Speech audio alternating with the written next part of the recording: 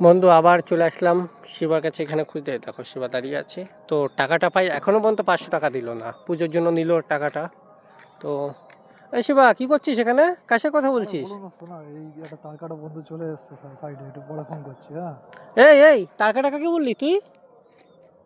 আরে তোকে না, ওই একটু মনের মধ্যে একটা ইয়ে আসছিল। কার সাথে কথা বলছিলি? ওই একটা গার্লফ্রেন্ডের সাথে কথা তো বলছিলাম। তো গার্লফ্রেন্ডের সাথে ব্রেকআপ হয়ে গেছে? আর তো কি হয়েছে, নতুন একজন। নতুন একজন? দেখি ফোনটা দেখি। ফোনটা কেন নিলাম বলতো? কেন? পয়সা পাই তোর কাছে 500 টাকা, কই দে।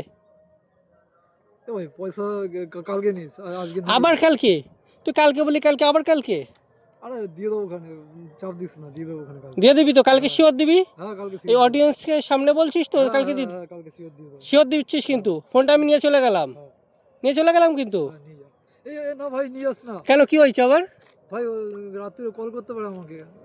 তা আমি তো পয়সা পাই, ফোনটা দিয়ে দিই, দিয়ে দে আমাকে। তুই পয়সা দিবি, কালকে পয়সাটা নিয়ে নিয়ে আস নিস। ফোন। ফোন কালকে নিয়ে আস। কালকে নিয়ে যাব? হ্যাঁ। মানে কালকে তাহলে পয়সা দিবি না, ফোন নিয়ে যাব? আরে পয়সা না দিলে কালকে ফোনটা নিয়ে আস। কথা মনে থাকবে তো? হ্যাঁ, ঠিক আছে, চলে গেলাম কিন্তু, সবাই শুনছে হ্যাঁ, কিন্তু। আবার ভিডিও ছেড়ে দেবো কিন্তু যদি তুই না দিস। হ্যাঁ, ঠিক আছে। চল চলে গেলাম।